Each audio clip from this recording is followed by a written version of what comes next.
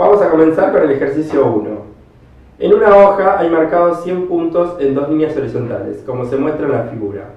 En cada horizontal, la distancia entre dos puntos vecinos es igual a 1. La distancia entre dos puntos de cada vertical también es igual a 1. Se deben elegir 3 puntos marcados, de modo que el triángulo que forman sea isósceles.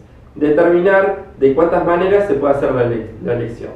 Bueno, en este caso vamos a tener en cuenta que cuántas formas distintas tenemos al hacer triángulos. O sea, acá lo que me pregunta es cuántos triángulos distintos, no distintos, sino cuántos triángulos puedo marcar, no cuántos triángulos de distintas formas puedo marcar. Entonces, debido a esto vamos a tener en cuenta que cada recta tiene 50 puntos. Bueno, vamos a ver, considerando, por ejemplo, si yo elijo este punto, ¿sí? Y elijo este.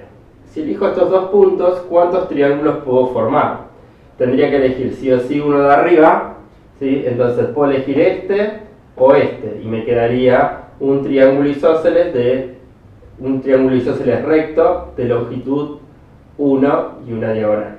Entonces tenemos este y tenemos este. O sea, eligiendo estos dos, tengo 2. Ahora, si elijo estos dos, también tengo 2 más. Si elijo estos dos, tengo 2 más. Y así sucesivamente hasta llegar al último par, que sería acá. Entonces, ¿cuántos pares elegí? Elegí 1, 2, 3, 4, así sucesivamente hasta el último. ¿Cómo me doy cuenta cuántos? Si tengo 3, termino eligiendo 1, 2. Si tengo 4, termino eligiendo 1, 2, 3.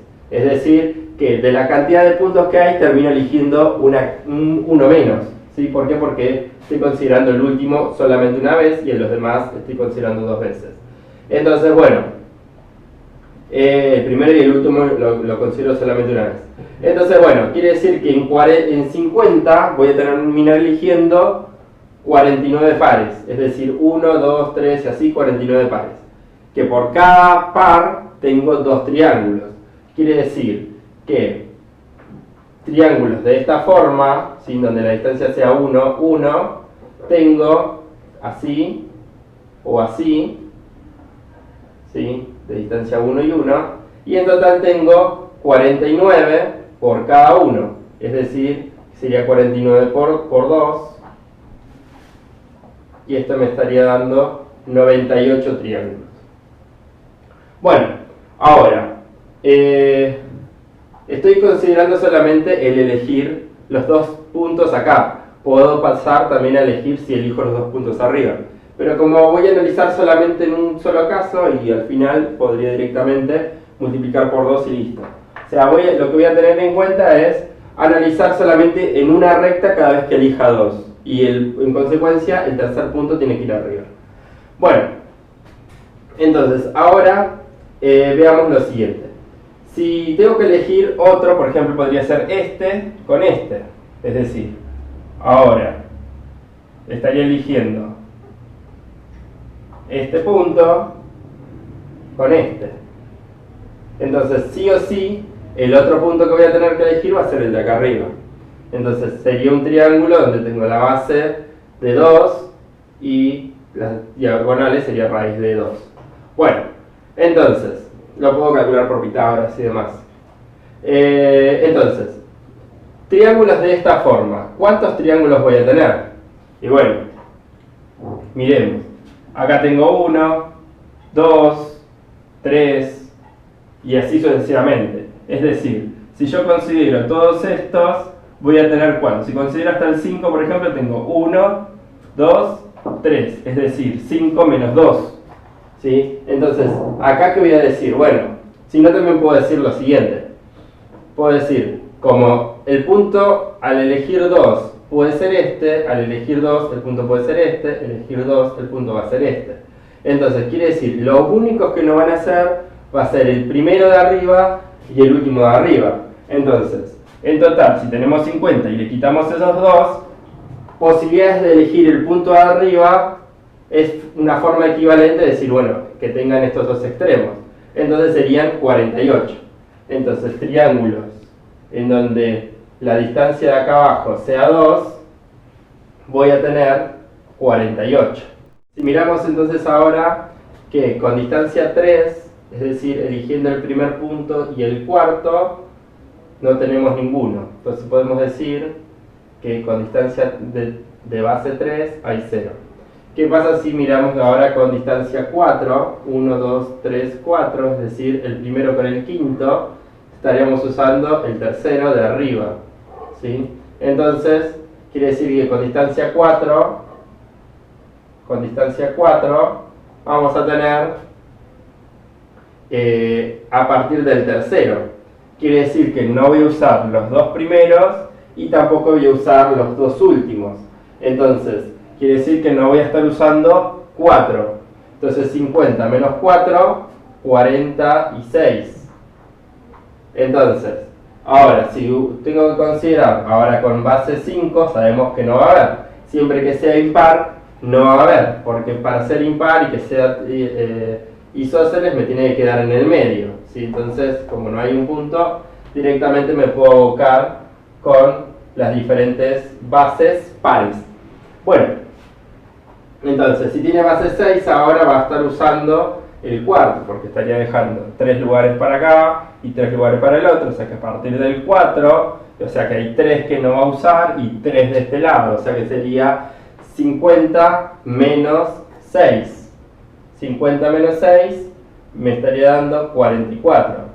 Es decir, este que me dio fue 50 menos 2 puntos que eran los dos del extremo, que sería 2 por 1. En el siguiente era 50 menos los dos que eran los dos del extremo, que sería 2 por 2. Y así sucesivamente. Quiere decir que siempre va a ser 50 menos 2 por 1, 50 menos 2 por 2, 50 menos 2 por 3, así sucesivamente hasta qué número tengo que fijarme. Y bueno, pensemos que la distancia máxima par que voy a tener es 48, ¿sí? Quiere decir que 48, dado que la distancia que tengo de acá hasta acá es 49, entonces la distancia máxima que voy a poder elegir es 48 y voy a tener que usar la mitad, ¿sí? Porque estaría hablando de 24 de este lado y 24 del otro. Entonces, quiere decir que estaría usando 23 puntos menos, ¿sí? Entonces, al final, 24 puntos serían. Entonces, el último, vamos a hacer un detalle final de cómo sería esto. Entonces tenemos, en principio, 98. Después tenemos 48, 46, 44 y siempre va bajando de a 2, dado que lo que veíamos era que siempre era 50 menos 2 por un número consecutivo creciente, o sea que sería más 40, más 42, es la suma de todos los números pares, si nos fijamos, ¿sí? Así vamos a seguir hasta el 2, que sería el último caso en el que la distancia sea de 48, ¿sí? Entonces, el total de todos estos casos, si sumamos, sería sumar todos los números pares. Así hacemos la cuenta. Vamos a darnos cuenta primero de cómo hacer para sumar esto sin tener que hacer todas las cuentas una por una. Vamos a recurrir a algo que se utiliza mucho, que es la suma de Gauss. ¿Qué es la suma de Gauss? Es la suma de todos los números consecutivos desde el 1 hasta el número que queramos. Por ejemplo, 1 más 2, más 3, más 4, así sucesivamente hasta llegar, no sé, hasta el n, vamos a decir. Vamos a decir n menos 1 más n. A toda esta suma la vamos a llamar s, ¿sí? Entonces, lo que tenemos que observar es que como la suma es conmutativa, es decir, que yo puedo hacer 3 más 4 más 5 y hacer 4 más 5 más 3, el orden no me va a alterar el resultado, ¿sí? Es decir, que es la propiedad conmutativa de la suma. Bueno, entonces lo que yo puedo hacer acá es hacer lo mismo, escribir la suma al revés, es decir, puedo escribir 1 más 2 más 3, así sucesivamente hasta el n menos 2 más el n menos 1, más el n que sería el último. ¿Sí? O sea, es lo mismo escrito al revés. Como es la misma, estoy trabajando con los mismos números, la suma es exactamente la misma. La voy a llamar S. Entonces, ahora miremos lo siguiente. Ahora, lo que yo puedo hacer es sumar miembro a miembro. ¿Sí? Es decir, 1 más n sería n más 1. Ahora, 2 más n más menos 1, si hacemos la cuenta, sería n menos 1 más 2. Esto me da n más 1. O sea que me daría n más 1. Y así sucesivamente, todos me van a dar n más 1. Si voy hasta el final, me va a dar n más 1 y n más 1. Y si sumo estos dos, me estaría dando 2s. ¿Sí? Entonces, podemos observar que la suma total va a ser un múltiplo de n más 1. ¿Sí? O sea, el doble de la suma es n más 1 más n más 1 más n más 1 más n más 1. ¿Cuántas veces? Y si nos fijamos, estamos desde el 1, de 1 más 2 más 3, así, hasta llegar al n. Quiere decir que cada uno de estos sumandos aparece n más 1 veces. N veces. El n más 1 aparece n veces, porque tengo desde el 1 hasta el n. Entonces, quiere decir que esto es lo mismo que yo puedo reducir esta suma a decir n por n más 1. Y todo esto sería igual a 2s. O sea, n por n más 1 me da el doble de la suma que busco. Es decir, que la suma que busco va a ser la mitad. O sea, divido la mitad de esto, n por n más 1, y esto me daría la suma de todos los números consecutivos. Bueno, entonces, esta es la suma de Gauss, en honor a él, que lo descubrió cuando era un niño. ¿Sí? Pueden googlear ahí la historia de Gauss. Fue una de las primeras cosas que descubrió. Bueno, vamos a ver cómo vamos a aplicar esto acá. ¿Sí? Dado que decimos que nosotros vamos a sumar todos los números, desde el 2, más 4, más 6, más 8, así hasta el 44, más 46, más 48, ¿sí? Esta suma, ¿cuánto va a ser? Y yo lo que puedo pensar es que todo esto es lo mismo que decir 2 por 1, más 2, más 3, más 4, así sucesivamente hasta el 22, más 23, más 24. Bueno, entonces ahora podemos reducir esto a que si tenemos la suma desde el 1 hasta el 24, por la formulita me dice n, que sería el último, por su consecutivo dividido 2. Quiere decir que todo esto yo lo puedo escribir como el 2 sigue estando de la multiplicación por el último, que sería 24, por su siguiente, por lo que me dice la fórmula, por 25 dividido 2. ¿Sí? Quiere decir que esto dividido 2 y multiplicado por 2 lo puedo simplificar. Quiere decir que la suma total sería 24 por 25, y 24 por 25 me da 600. ¿Sí? Y me ahorré de tener que estar haciendo estas 24 sumas en la calculadora. ¿Sí? Entonces, bueno, ahí tengo que esto sería 600 más 98 sería 698.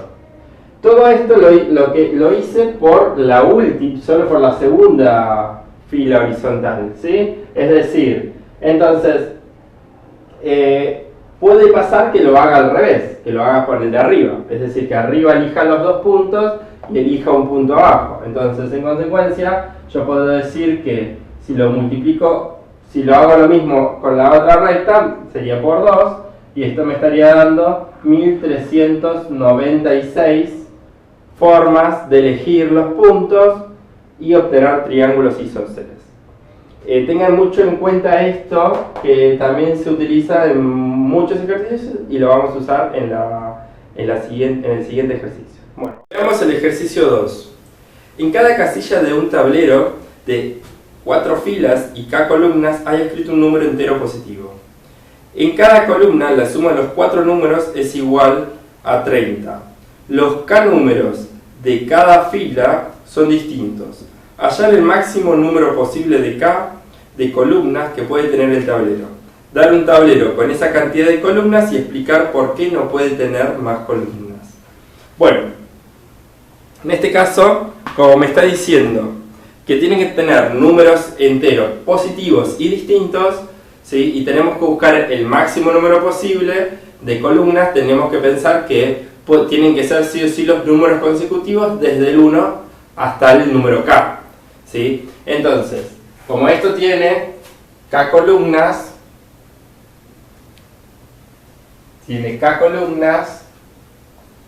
y esto tiene en cada columna la suma es 30, 30, 30, esto va a estar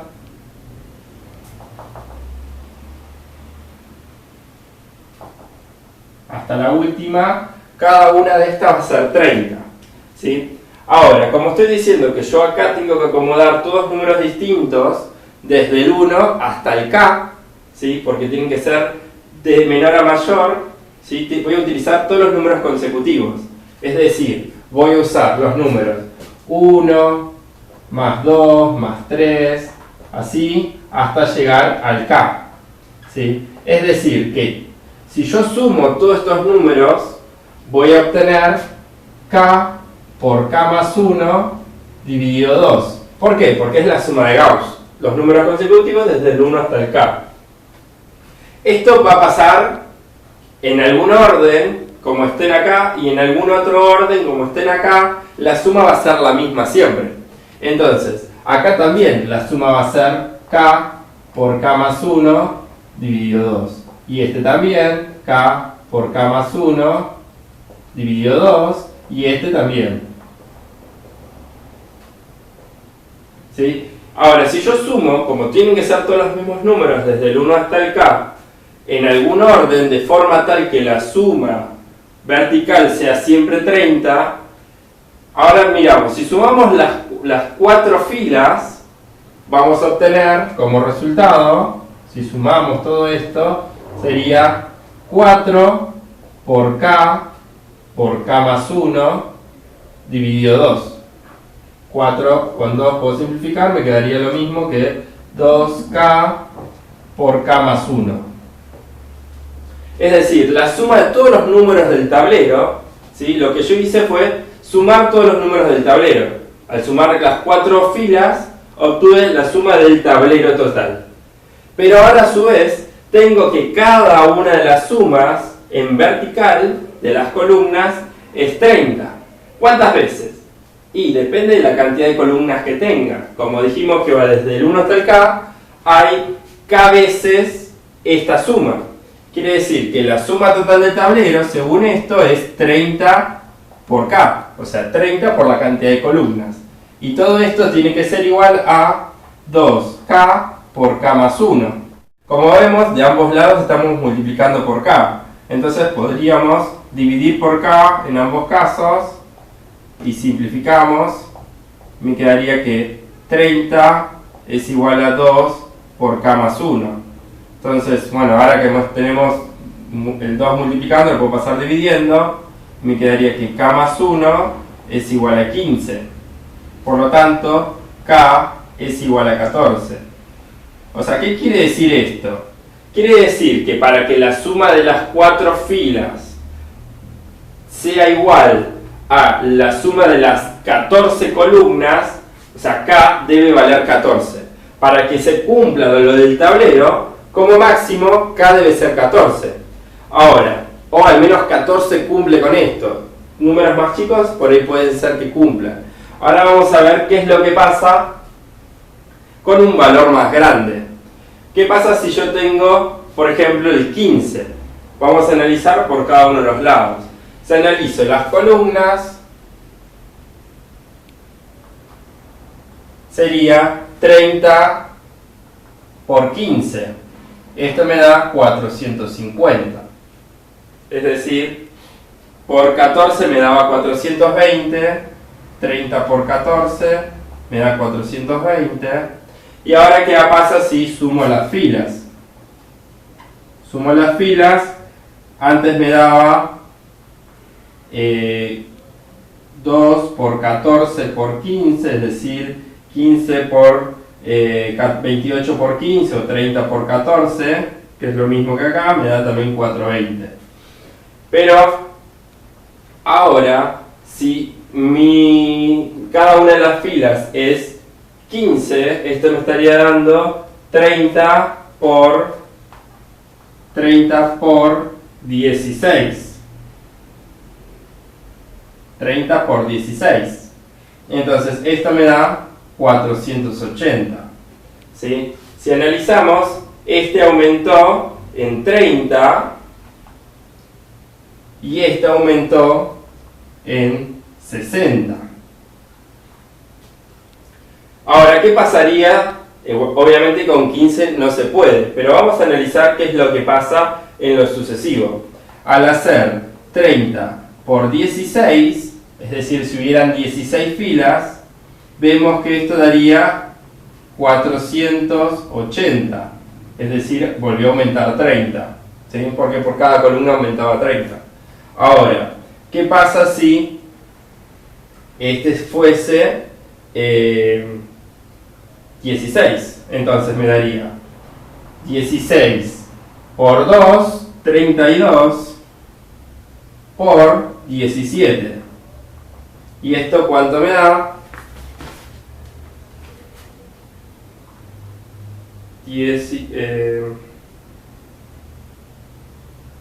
32 por 17, 544. 544.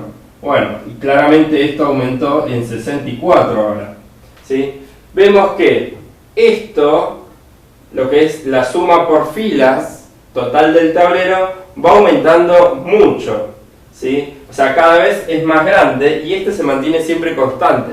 Entonces, claramente no va a haber un valor más grande para el cual ocurra esto. Además, si hablamos de funciones, esto sería, las sumas estas son de la forma 30k, y esto es lo que sería una función cuadrática, y la función lineal con una función cuadrática, la función cuadrática siempre tiene un crecimiento más elevado que una función lineal. Pero bueno, no importa. Lo que podemos analizar es que las columnas suben muy lento a comparación de las filas, por lo tanto, nunca va a haber otro valor en el cual se vuelva a ocurrir. ¿Sí? Entonces, de esta forma podemos demostrar que el único valor posible, máximo posible, es 14, y tendríamos que buscar una forma de completar el tablero. Por ejemplo, y acá tenemos una forma de completar el tablero que cumple con las condiciones: 28 y 2, 30, 26 y 4, 30, y así sucesivamente, 8 y 8, 16 y 14, 30. De esta forma podemos completar el ejercicio 2. Bueno, veamos el ejercicio 3. Sea ABCDEF un hexágono regular y P el punto medio en el lado AB. El segmento PE corta la diagonal CF en Q y el segmento PD corta la diagonal CF en R. Calcular el área de EQR dividido el área de FPQ, es decir, la razón entre esas dos áreas. Lo que vamos a tener en cuenta es que como la diagonal FC es una de las diagonales principales del hexágono, divida la figura al hexágono en dos iguales, es decir, este es un trapecio isósceles y este es otro trapecio isósceles igual al de arriba. Entonces, lo que tenemos que tener en cuenta es que ambos tienen la misma altura. Ambos figuras tienen la misma altura. Vamos a llamarla H.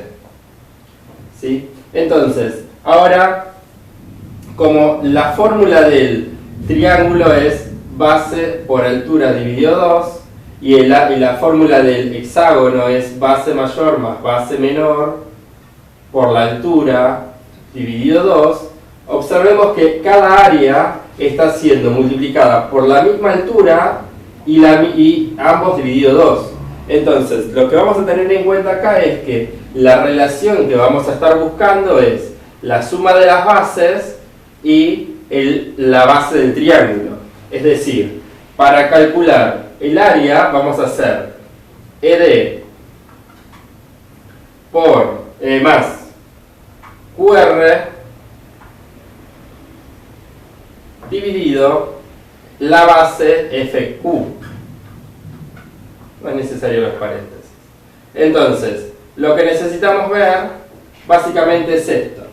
Bueno, tengamos en cuenta que como decimos que estas dos figuras son iguales, es decir, la altura esta del total, del hexágono general, desde la distancia que hay entre P y el punto medio de ED es 2h. Quiere decir que este pasa por la mitad. Si pasa por la mitad del hexágono, quiere decir que QR es base media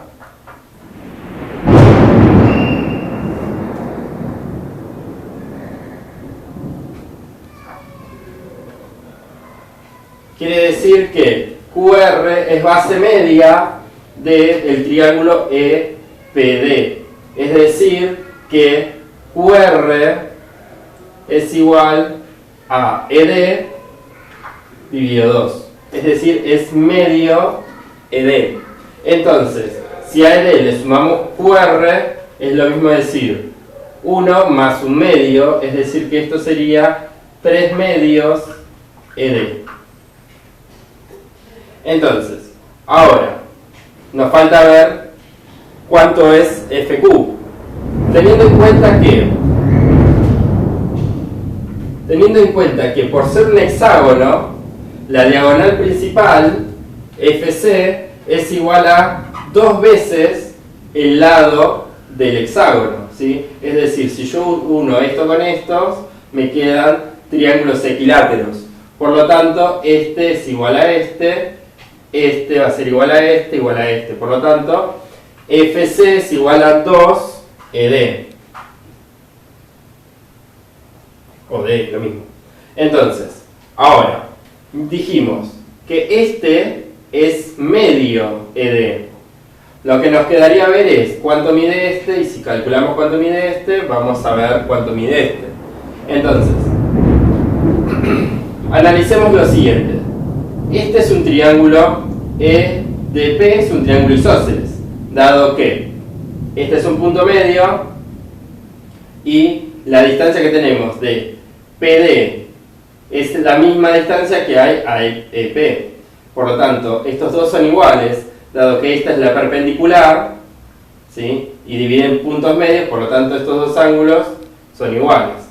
Este ángulo es igual a este por ser alternos internos, por ser correspondientes entre paralelas, teniendo en cuenta que esta diagonal a su vez es paralela a estos lados. Entonces este ángulo es igual a este, y este también. Entonces, ahora, este ángulo es igual a este por opuesto por el vértice, y este también.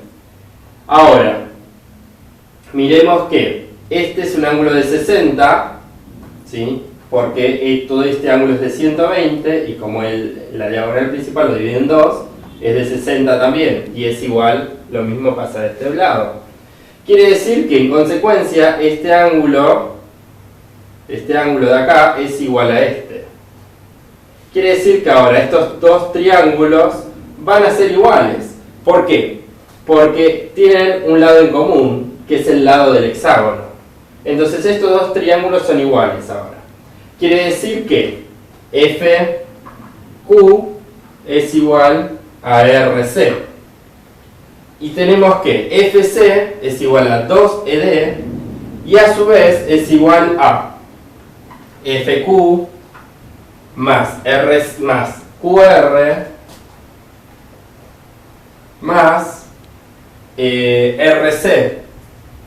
Pero como dijimos que estos dos son iguales, y este a su vez es medio ED, es decir, me quedaría 2FQ más un medio ED es igual a 2ED. Por lo tanto, 2FQ es igual a 3 medios ED. Por lo tanto, FQ es igual a 3 cuartos ED. Ahora, sabemos que FQ es igual a 3 cuartos, por lo tanto, 3 cuartos reemplazamos FQ por 3/4 ED.